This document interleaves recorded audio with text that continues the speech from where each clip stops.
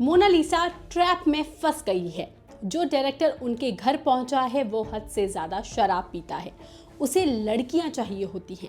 इस तरह के गंभीर आरोप फिल्म प्रोड्यूसर जितेंद्र नारायण सिंह उर्फ वसीम रिजवी ने डायरेक्टर सनोज मिश्रा पर लगाए हैं। ये पूरा मामला क्या है, इस पर सनोज मिश्रा का क्या कहना है, सब कुछ बताएंगे आपको इस वीडियो में। नमस्कार, मेरा नाम है साक्षी भारद्वाज और आप देख रहे हैं लोकमत हिंदी। जितेंद्र नारायण सिंह उर्फ वसीम रिजवी एक फिल्म प्रोड्यूसर है जो सनोज मिश्रा के साथ 3 फिल्मों में बतौर प्रोड्यूसर काम कर चुके हैं और उन्होंने सनोज मिश्रा पर गंभीर आरोप लगाते हुए कहा कि सनोज मिश्रा के पास ना तो फाइनेंसर है, ना ही खुद के पास उसके कोई पैसे हैं। वो फिल्म कैसे बना रहा है? मणिपुर डायरी कभी नहीं बनेगी। ये सिर्फ उस लड़की की मासूमियत का फायदा उठाकर उसको लेकर चारों तरफ घूम रहा है। हमने बहुत नुकसान उठाया है। ऐसे कई प्रोड्यूसर्स हैं जिसको इसने ठगा है। वो पूरी तरह से एक्सपोज हो चुका है। मोनालिसा के घर वाले अगर डायरेक्टर के बारे में पता करते तो वो अपनी लड़की को कभी उसके साथ नहीं भेजते। मुझे बड़ा अफसोस हो रहा है कि मोनालिसा के ऊपर और उनकी फैमिली के ऊपर। ये सीधे साधे लोग थे। इनकी कुंभ की वायरल तस्वीरों को हमने भी देखा था, लेकिन सनोज मिश्रा जैसा डायरेक्टर इनके घर पहुंच गया और उन्होंने उसके बारे में कुछ भी पता नहीं किया और अपनी लड़की को उसके हवाले कर दिया। इन सारे आरोपों को लेकर हमने डायरेक्टर सनोज मिश्रा से डायरेक्ट बातचीत की और उन्होंने इस मुद्दे पर अपनी सफाई भी दी। सुनिए मोनालिसा को लेकर के और इन आरोपों पर सनोज मिश्रा का क्या कहना है। तो मैं नाम नहीं लेना चाहता हूँ, बस वो कभी बोलता है कि मैं मुसलमान से हिंदू हो गया हूँ, कभी मैं सिंगर हो गया हूँ, कभी क्या है, जो भी मुझे नहीं पता। अब उस बीच जब ये सब कुछ मैं अपना काम कर रहा हूँ, देशवासी मुझे बहुत बहुत दुआएं दे रहे हैं, उस लड़की के भविष्य के लिए दुआएं दे रहे हैं, उस बच्ची के लिए। जो लोग टेंट में रहते हैं, घर भी नहीं मतलब जिनके, आप सोचिए ऐसे लोगों के लिए अगर मैं काम कर रहा हूँ और देश मेरे साथ खड़ा है, पूरा सनातन मेरे साथ पूरा साथ खड़ा है, तो अब ये मुसलमान को पेट में दर्द होना शुरू हो गया, इसको दर्द चालू हो गया, इसको मीडिया में लाइमलाइट में आना है, कुछ ना कुछ बोलना है, कुछ ना कुछ बकना है अपने मतलब गंदी जुबान से, जो बोलते हैं वॉमिटिंग करनी है कुछ ना कुछ, ताकि लोग इसको जाने और इसको जल्दी से राज्यसभा बना दें। भाजपा आरएसएस के लोग आए और तुरंत उसको राज्यसभा बना दें। इस चक्कर में कोई भी मौका जाने नहीं देता है। कभी बोलेगा 3,000 रुपए दे रहा हूं, सबको आ जाओ, धर्म में वापसी कर लो। अरे मूर्ख, कोई आया क्या आज तक तुम्हारे कहने से? तो इस तरह की गंदी बयानबाजी से पूरे देश में आदमी जो बदनाम है, मैं उसका नाम कैसे ले सकता हूं? और एक बहुत अच्छे मकसद के लिए जब मैं काम कर रहा हूं, जहां पर पूरा देश, पूरे गरीब तबका मेरे साथ खड़ा है, वहां पर ये आदमी अपनी गंदी जुबान से बोल रहा है कि मैं उसको लेके घुमा रहा हूं, मैंने कोई फिल्म ही नहीं बनाई आज तक। तुमने बनाई है क्या? फिर मैंने नहीं बनाई तो तुमने क्या बनाया? उससे पूछना चाहता हूं कि तूने क्या बनाया, बता। तूने क्या किया? झूठ बोलने के अलावा आज तक पूरे देश को सिर्फ झूठ और दिखावे में रखा तूने, सिर्फ नौटंकी की अपने को बचाने के लिए, अपने गुनाहों को छुपाने के लिए। सिंह ने यह भी आरोप लगाया कि सनोज मिश्रा की कोई भी फिल्म अभी तक रिलीज नहीं हुई है। वो हद से ज्यादा शराब पीता है, यहाँ तक कि वो फिल्म के सेट पर शराब पीकर आया है और वहां आके उसने एक महिला स्टाफ के साथ बदतमीजी की थी। सनोज मिश्रा को शराब पीने के बाद लड़कियां चाहिए होती हैं। इसको लेकर भी सनोज मिश्रा ने जवाब दिया। सुन लीजिए वो क्या कह रहे हैं। तुम्हारे ऊपर कितने मुकदमे? पूछो, कोई इससे पूछा जाके। बलात्कार तक के केस, नौकरानी के साथ बलात्कार का केस जिसके ऊपर लगा हो, वो आदमी मेरे पे उंगली उठा सकता है? आप सोचिए, जिसके ऊपर नौकरानी का बलात्कार, इसके हस्बैंड ने कहा कि मुझे गोरखपुर भेज के मेरी बीवी के साथ बलात्कार किया इस आदमी ने।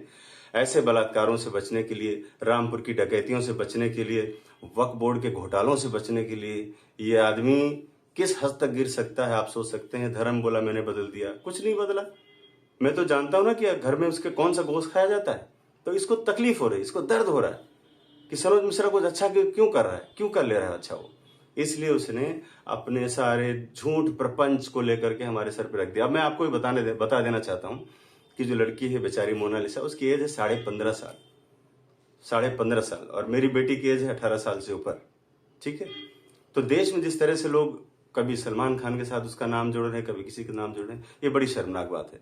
ये शर्म आनी चाहिए लोगों को। वो छोटी बच्ची है, उसके आंखों में भी सपने जाग गए, अभी नहीं जागे थे, लोगों ने जगाया, जनता ने जगाया, लोगों ने पसंद किया उसको, मैं उसको सपोर्ट कर रहा हूँ, मैं उसको सहयोग कर रहा हूँ।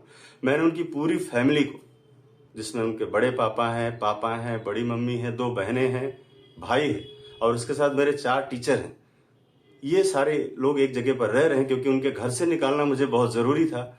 वहाँ पर बहुत भीड़ लगती थी, लोग परेशान करते थे रील बनाने के लिए, खाली रील बना के चले जाते थे।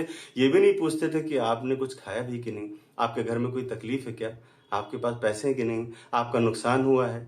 आज वो लड़की जब मेरे साथ हवाई यात्रा कर रही है, बड़े बड़े इवेंट में जब भाग ले रही है, तो इसको जलन हो रही है। इसने अपने 2-4 गुर्गे भी लगा रखे हैं साथ में, चंपू जो नहीं होते हैं, जिनके ऊपर मेरे तरफ से मुकदमे हैं। 1-2 ऐसे निर्माता हैं जिनका भी नहीं नाम लूंगा, मैंने मुकदमे कर रखे हैं उनके ऊपर क्योंकि उन्होंने मेरी फीस नहीं दी, फिल्म तो बनवा ली, फीस नहीं दी।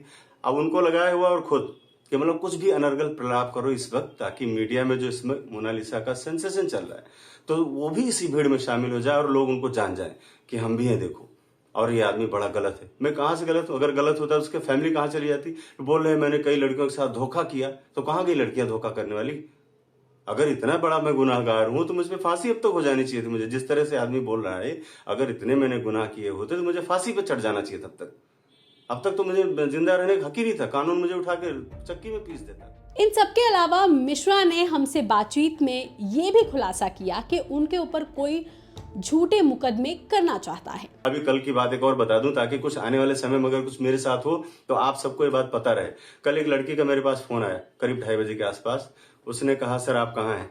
मैंने कहा मैं ट्रेवलिंग कर रहा हूँ, दिल्ली पहुंच रहा हूँ। तो उसने बोला सर आप सतर्क रहिएगा। मैंने क्यों? बोले सर मेरे पास एक ऑफर आया था अभी कि वो किसी ने मुझे बोला कि 2 लाख रुपए हमसे ले लीजिए और आप सनोज मिश्रा पर एक FIR कर दिए कि इसने मेरे साथ छेड़खानी की।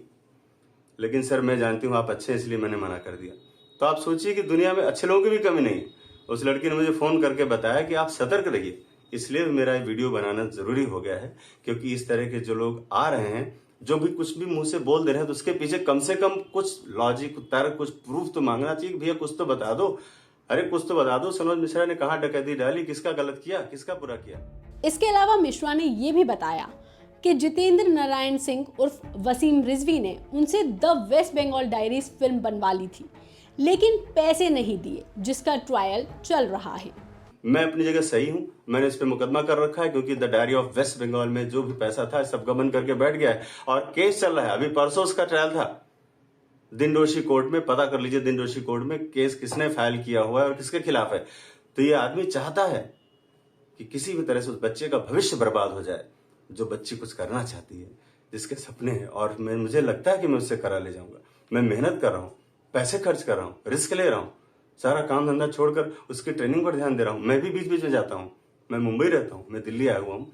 और इल्जाम क्या लगा जा रहे, इसके घर वालों को ढूंढो। अरे घर वाले ही तो साथ में हैं मूर्खों, घर वाले साथ में ही चल रहे हैं। 8 बंजारे हमेशा साथ में चलते हैं। ये तो पूछो उस मूर्ख से कि कैसे उसने बोल दिया। तो ये था सनोज मिश्रा का कहना। वहीं अब आपको बताते हैं कि ये जितेंद्र नारायण सिंह उर्फ वसीम रिजवी है कौन। रिजवी उत्तर प्रदेश शिया वक्फ बोर्ड के पूर्व चेयरमैन हैं। उन्होंने 3 साल पहले इस्लाम छोड़कर सनातन धर्म अपना लिया था, जिसके बाद रिजवी का नया नाम जितेंद्र नारायण सिंह त्यागी हो गया था और वो एक फिल्म प्रोड्यूसर भी हैं। अब ये आपको तय करना है कि कौन सही बोल रहा है और कौन झूठ। आपको हमारी ये जानकारी, ये खबर कैसी लगी, हमें कमेंट सेक्शन में लिखकर जरूर बताइएगा। बाकी तमाम खबरों के लिए आप देखते रहिए लोकमत हिंदी।